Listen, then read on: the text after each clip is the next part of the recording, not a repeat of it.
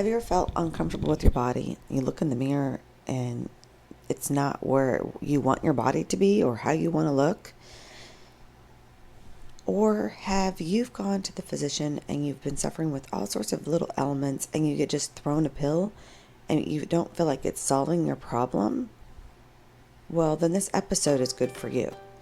You are listening to the Holistic Travel Nurse Podcast, where I'm interviewing another podcaster, a health coach, who shares her healthcare journey from being overweight to now being a bodybuilder, also to struggling with health issues and not getting success until she saw a functional medicine practitioner. And she decided to dive into the research and really see what was going on with her body. So this episode is just packed with inspiration, uplifting, an inspiring story that I hope will encourage you. And please feel that you're not alone. And I look forward to working with people like this. And maybe this is you, and maybe you need a health coach or a holistic nurse that can give you a 30-minute free consultation that will help you decide if you're ready to take your health in your own hands and make the lifestyle changes that are going to affect your health.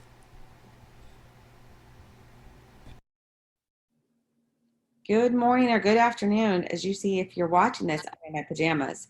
And today on the episode, I have the Fit Farm Food Mommy, Connie on, bodybuilder, all things natural, has her own podcast you can go check out. And we have a lot in common in how we think and our philosophies, Connie. And we were talking yesterday before doing this that in the world right now, as we record this, it's March The 27th? 28th. Yeah, I was thinking 28th. I had to think about that. And then I don't know, we wonder how long we're going to be quarantined and have this social distancing. I think social distancing will happen for a while. That's my philosophy of it. And we're seeing more and more people with COVID-19 pretty sick. And even I was talking to you about even elite athletes such as yourself that have been pretty sick. And we think, oh, I'm healthy, I'll be okay. But some people have that mindset. And or I feel healthy because I look healthy, but they don't know what's going on inside their body. Right. Yeah. So definitely what you look like on the outside is no indication of what you look like on the inside, which is a common misnomer, I think, amongst the athletic community. They think that they go to the gym, they work out, they eat. Some of them eat relatively healthy, some of them don't. Some of them eat a lot of pseudo diet food.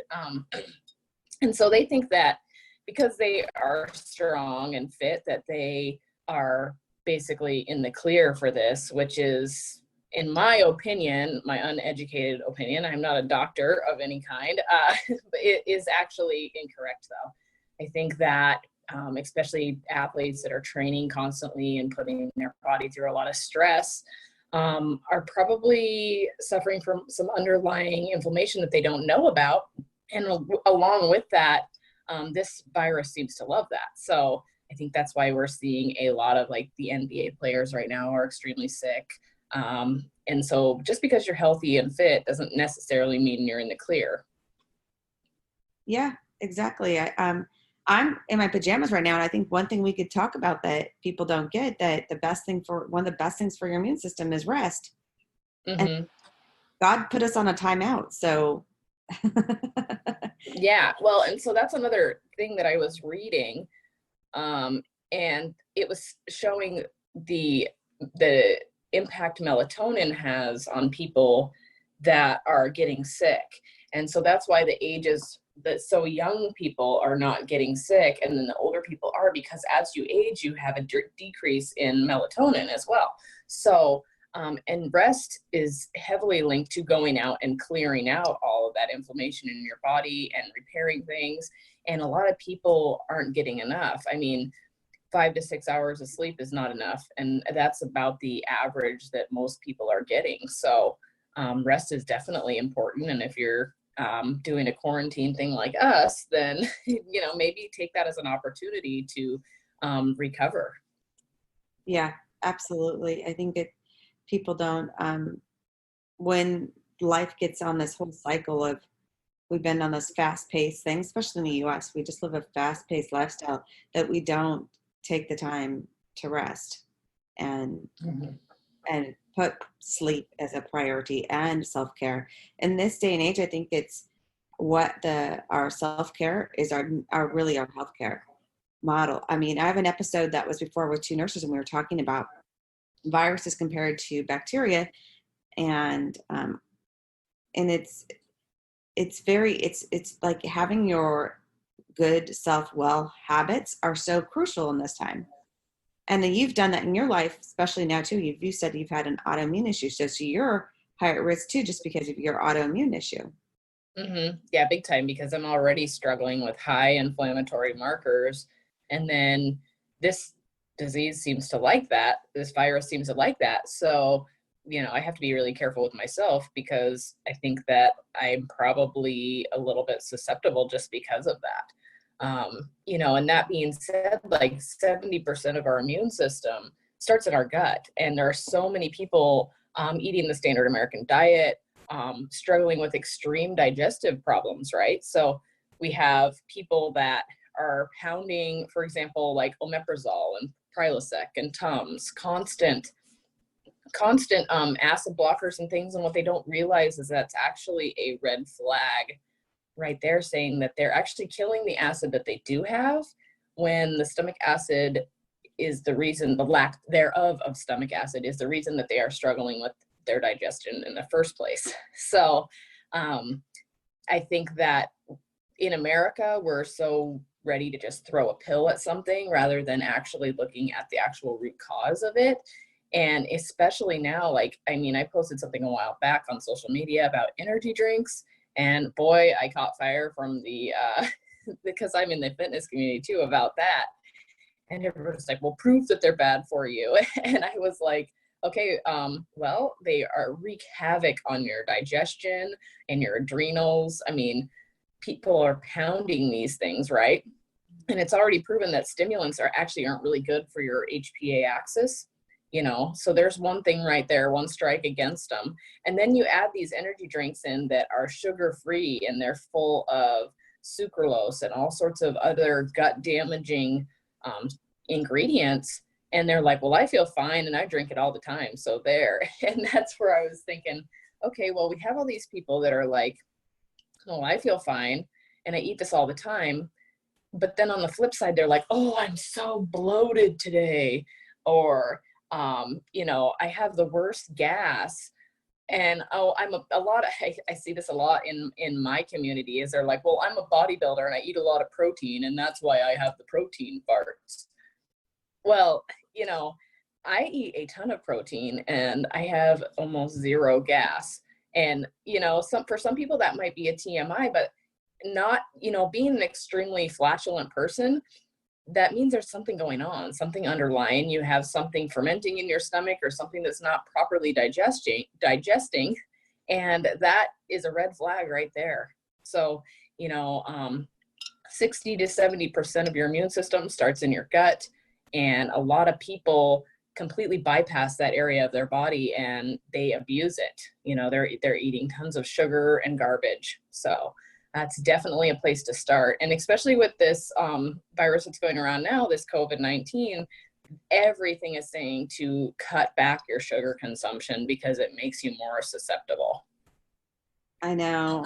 I've been trying to pinpoint that too.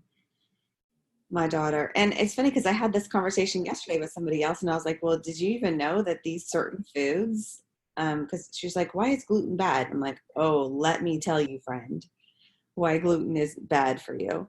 Because people don't get it. They just think it's a movement in health.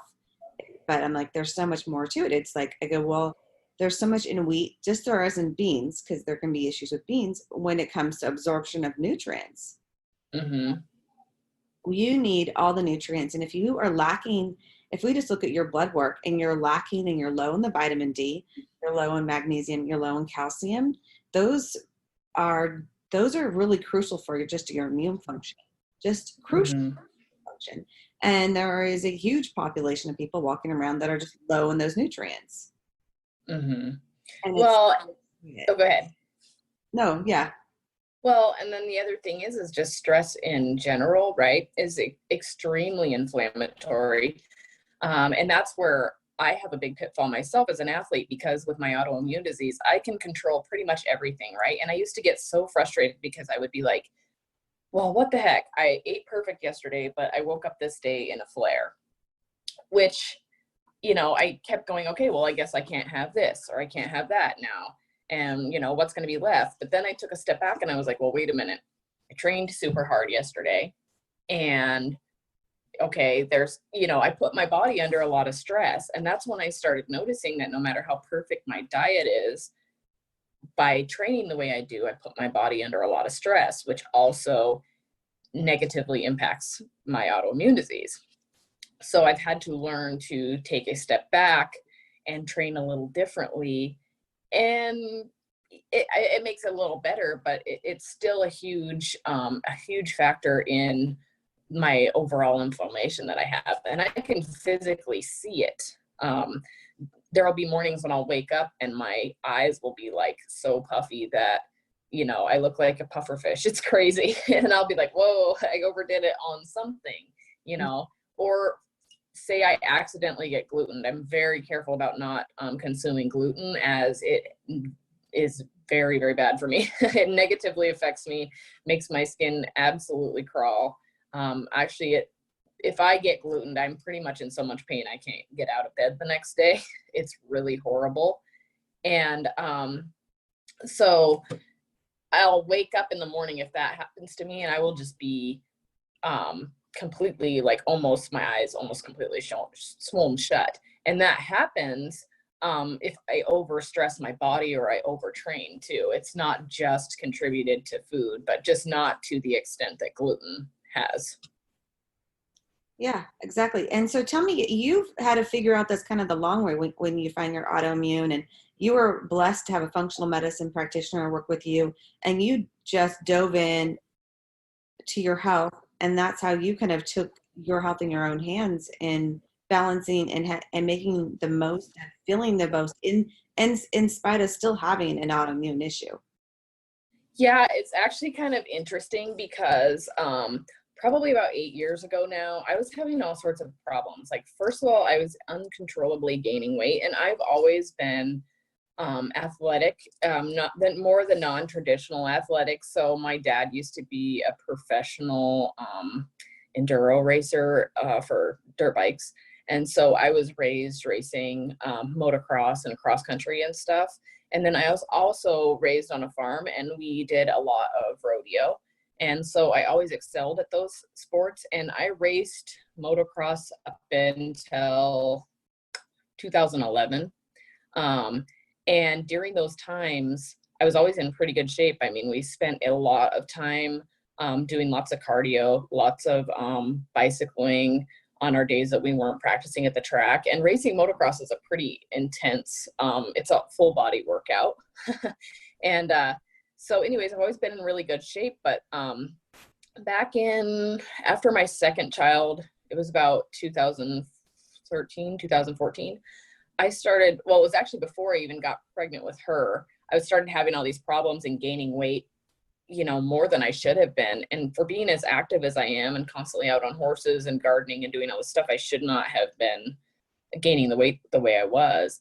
And I started developing this really irregular heartbeat. And it was so bad that I couldn't breathe sometimes. And I would go to the doctor and they were like, well, you're just stressed. And I was like, no, really, I'm not that stressed. And none of them would listen. And finally, they made me take home a Holter monitor, and my heart rate varied, like it skipped like 472 beats in 72 hours or something like that. It was crazy amount. And they were like, whoa, well, you really do have a problem. I can't even remember what they called it. They had some fancy name for it. And they put me on beta blockers and sent me home. So now I'm taking these. It was like the perfect storm. And at the time, my husband and I were trying to get pregnant. We also could not get pregnant. We had been trying for years, and I pretty much gave up on getting pregnant and got rid of all of my baby stuff. And so anyways, they put me on all these beta blockers, and the beta blockers made me feel like I had cement boots on. I couldn't like function. I was so exhausted. And then I started gaining even more weight, but I did get pregnant. So then I was pregnant and they made me go off of the beta blockers because I couldn't take them while I was pregnant. And while I was pregnant, it regulated pretty well. I wasn't having the irregular heartbeat. But then after I had my daughter, I was like exhausted all of the time, totally burnt out, which is a new mom thing too. But it didn't continue to get better. And I think 2014, my daughter was born in November of 2013. About probably in the fall of 2014, my son has some psychiatric issues, and we had tried basically every kind of medication and they made him worse. And I did not want him taking these medications. And so I sought out a holistic practitioner for this, and she had us start something called the GAPS diet, which I don't know if you've heard about it, but it's pretty astringent. You start with like bone broths and really easy to digest food, and it's basically this gut healing protocol. Well, in the process of doing this protocol, basically I lost like 50 pounds. We did this protocol for 16 months solid, never cheated on it. And in the process, within the first 6 months or so, all my joint pain was gone. I lost like 50 pounds.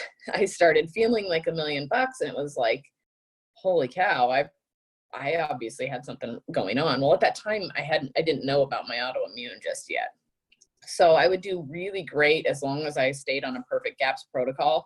And for my first bodybuilding show, my coach was like a Whole30 type of coach. And so I was eating basically all the things I was already eating, like super, super clean food, no grains, no sugar, no dairy. And towards the end of my first contest prep, I started seeing all sorts of crazy things pop up. Like my legs would go numb. And everybody was like, I'm telling my coaches or fellow competitors, and they're like, well, towards the end, it gets really rough, you know? And I was like, okay, but this is like death. I mean, it felt so bad. I could barely walk upstairs to get to the Stairmaster. It was horrible.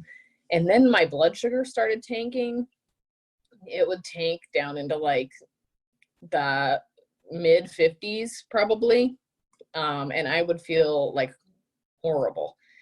And this happened for the whole end of my contest prep. I could barely finish. I felt terrible. And I was like, man, I wonder how people do this. And I get that people feel sick, but this was a crazy amount of sick, you know? I mean, I couldn't function. So I get done with my first bodybuilding show, and I noticed I went out for a cheat meal that night. We went out to dinner to kind of celebrate. And the next day I woke up and my whole face hurt so bad. It was like an old lady like grabbed your cheeks and like squeezed them to death. And my whole body just felt like absolutely horrible. And I was like, well, it must have been from posing, because as a bodybuilder, when you're on stage, you have to flex every muscle, and you're doing that like for long periods of time. You're doing it all day basically. And then my cheeks were killing me. And I thought, well, maybe that's just because I had to put on that fake like stage smile the whole day, you know? And so I chalked it up to that and then just brushed it off. Once I started to gain a little bit of weight back, I started feeling a little bit better. I wasn't 100%, and I was kind of wondering like what I did to myself, because, you know, a lot of people had bounced back and I didn't. I would still get numbness occasionally in my legs and tingling in my fingers and my face. And I just thought, well, okay, I must have done something during my contest prep to cause this to happen. But I had my blood work run multiple times. My doctor looked into it. Everything looked perfect. And so they were like, don't know what to tell you. You know, they just treated it like I had nothing going on. So I started my next contest prep for my next couple shows the following year. And during that contest prep, I was like I was before, only probably 10 times worse. My legs would cramp. My legs, I couldn't even feel a lot of the time. My face too would be tingling. I couldn't control my blood sugar. It would just be on the floor like all the time. and I was like extremely sick, but I'm too bullheaded to quit things, which is a horrible attribute of mine. And I'm extremely competitive. So I continued to push, and push and push, even though my body was like, lady, you're killing me here, you know? And so I did 2 shows that year. And after my first show, I went out and had a cheat meal, and lo and behold, again, same thing happened. My whole body was killing me. And I actually woke up at like 3 o'clock in the morning, and I thought I was going to have somebody take me to the emergency room. And I didn't have a glucometer there at the time. I couldn't test my blood sugar. I still wonder to this day if it was what it was that happened, but I was so ill at like 3 in the morning after having a cheat meal after that bodybuilding show that I was throwing up in the toilet. I had diarrhea. I was laying on the ground and on the tile floor in the hotel room, and I seriously thought I was going to die. It was horrible. The next morning I woke up and I was a little better, but I was totally inflamed. My face was like swollen shut. It was terrible. I had another show 6 weeks later. The same thing happened after that show. And at that point, by the time I had gone to that show, I couldn't feel my fingers most of the time. My legs were numb constantly, and I had no idea what was going on with me. And I would go to the doctor, they would run my blood work, and they said that my liver enzymes were a little bit elevated, but they had no concern. And so I was like, okay, well, I'm almost to my show. So when I get done, then we'll monitor it and try to figure out what's going on. Well, after my show, the numbness and stuff didn't go away. And as soon as I stopped doing hours of cardio and extreme dieting, I reverse dieted myself really well. That's one thing people don't know about with bodybuilders. You can't just stop the diet and go out and start eating normal again. You have to let your body acclimate to eating more calories. Otherwise you'll gain a lot of weight. Well, the thing is I kept my calories pretty low and started slowly bringing them up. I would bring them up 50 calories a week. And, but as soon as I dropped doing 2 hours of cardio, 2.5 hours of cardio a day, I started gaining weight like crazy. And I did not start to feel better either. I thought, okay, gained a little weight, I'll start to feel better, right? No, still had the numbness, still was so exhausted. I could barely function. I was still making myself go to the gym every day, and I just was dragging my feet.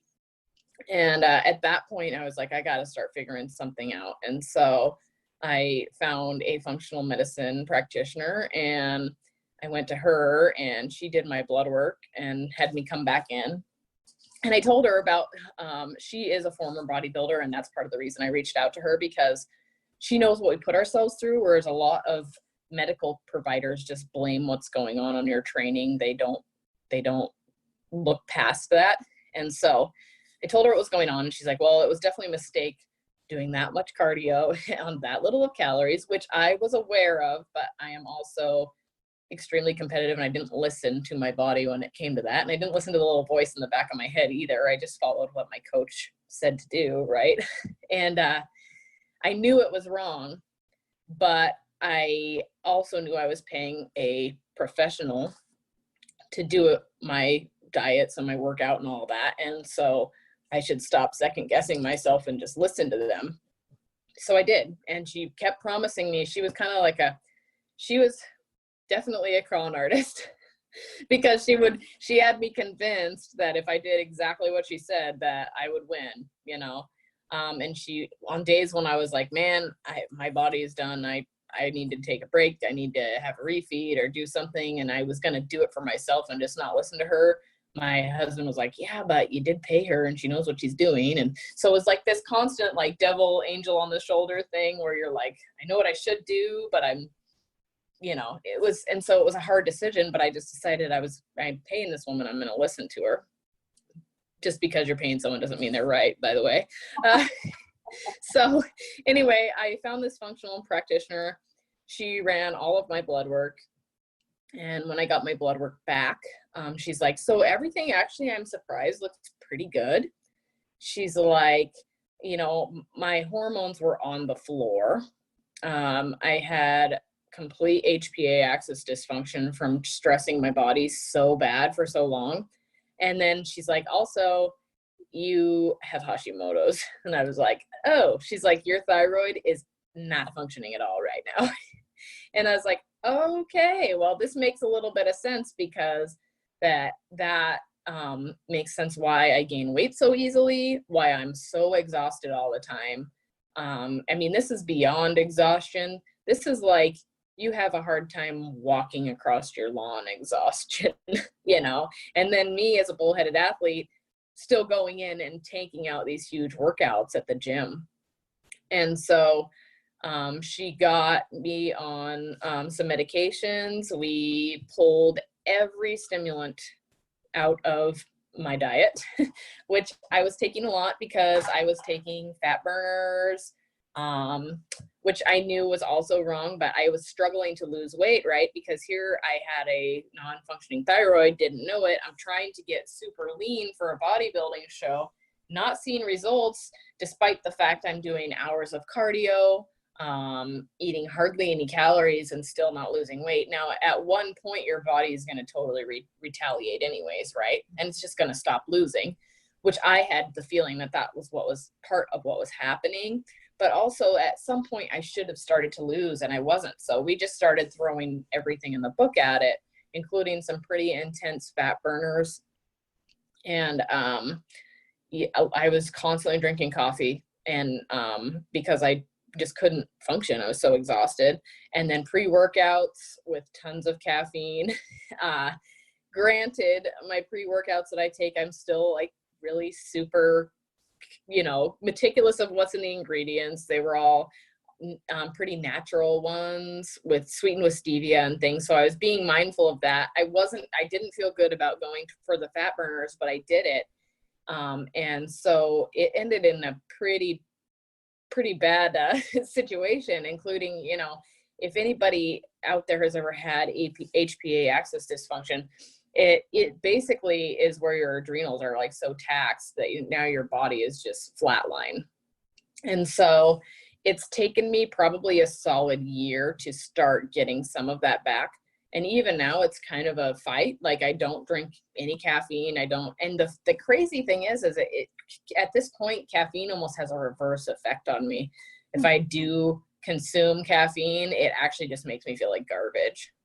So anyway, I knew basically going the route of the fat burners and all that stuff was wrong, but you get into this mindset where you're not going to be beat. And so I talk about that a lot on my podcast, because people seem to think that, or the other thing is there's so much stuff out there saying, you know, if you stop doing something, you're a quitter, or, you know, and that's just not the truth. At one point you need to start listening to your body, and not worry about being a quitter, but be worried about being, you know, looking out for your health, you know? So anyway, that's kind of, so now, as we were talking about before though, even though my diet is perfect, I make sure my toxic load on my body is like very minimal. So I'm really careful what I use for like deodorants, soaps, makeups, things like that. So I keep that all super low. My food is almost perfect all the time. I have no-go zones for things that I eat. But the thing is, I still struggle with the autoimmune because of training. So, and then I recently had reconstructive hip surgery. And so I've backed my training off a lot. But I think the stress of my body trying to recover from the hip surgery has still kind of kept me a little bit flared up. So it's one of those things that I'm just trying to learn to navigate and researching on. And I'm sure at one point I'm going to find a way to make things relatively normal for myself. Because I do know that you can go into remission with autoimmune, but between that and having the HPA axis dysfunction, it's just going to be, I think, a time thing as well. I think it's just going to take some time. You figure I've spent how many years abusing myself in the gym, how many years is it going to take to get that back? It's not going to happen overnight. Yeah, absolutely. Absolutely. So, I mean, and it's all about taking the initiative to really invest in your health and key thing that you're doing right now. And I think it's a key thing that most people should be doing right now. And there's not enough people doing that right now. I think if they were scrolling through and watching media, that's stressing their body mentally, and it will do physical damage from what they're putting in their mind and what they're watching, to being an extreme athlete that that's stressing your body for that. So there's stress in all these, we talk about stress in all these different ways. And so it's so key to work on your health and having a balanced Mm-hmm. mind, body, soul, and spirit, I think. And also, Right. And to take time to get away from things, like social media. I mean, especially now, I'm sure so many people out there are sitting at home and they're bored. They're just scrolling along, and even that's just taxing to the brain. Even just the looking at a screen in itself causes stress to your brain, and so it's good to take a break from that. If the weather's not great, you can't get outside as easily, but try to do something relaxing, read a book. I know there's a lot of people right now doing online classes for free. I personally have friends that are doing like yoga classes and things. Do things that can help you decompress, because spending time decompressing is like a really big thing when it comes to relieving stress. oh, absolutely. I played cards with my daughter, which could be stressful because she kicked my butt, but um, it's like totally away from the TV. It's totally from all the screens. It's doing something interaction with somebody else and having fun and laughing at each other. That is kind of what we need. And I feel that, well, I do feel like the Zoom call things. I'm doing Zoom calls right now to educate people on their immune system and talk about anxiety and stress once a week, because it's another way to get together. And necessarily you don't even have the screen in front of you. You can literally just do it on your phone, so you don't have to have your picture up. But it's a way we can all have conversations and still be social when we're Mm-hmm. social distancing for a while. I think it's a valued point in putting it out there. But Mm-hmm. I appreciate your story, and I appreciate that you have the pursuit of helping others like I do with their health and taking care of their health and pursuing um, not just about the physique of our body or the number on the scale or the size of the gene that you're in, but having feeling good in your body is more Mm-hmm. important than those numbers. Yeah, absolutely. And, that's another thing, is like we have so many women out there that think, if they lose this next 5 pounds, they're going to be happy, or if they weighed a certain number, they're going to be happy. And I can tell you from my own personal experience, I've been every single size. So I've been everywhere. I'm only 5'2", so I'm a short little person, and I've weighed 180 pounds, which is pretty wide. And then I've weighed 108 pounds. So I have been through every size, and at every size, I still have something that I could scrutinize on myself. When I'm getting ready to step on stage and I'm shredded, I mean, you can see every single vein, you can see everything. I can look at my backside in the mirror and be like, oh my gosh, there's a dimple right there. So you're not going to be happy by just losing weight, which is a huge thing with females, especially. You're going to have to start tapping into finding the things you love about yourself rather than the things that you hate about yourself. And right now I'm 40 pounds heavier than I would be on stage. And I thought for sure that I'd be extremely uncomfortable with that, because I had always been taught you only go so much above stage weight, blah, blah, blah. But so much above stage weight is not healthy on me.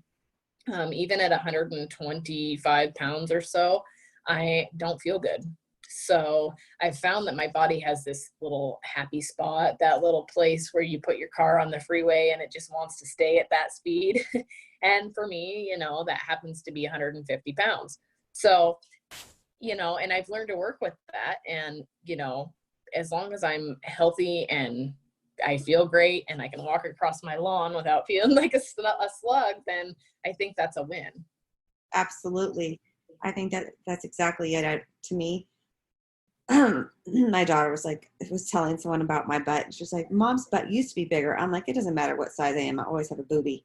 And I'm fine with that. I'm fine with that. And I'm not going to get caught up on my jean size or the number size on the scale. Yes, if there's times I want it to be less, but hey, it's being comfortable with where you're at. So I agree.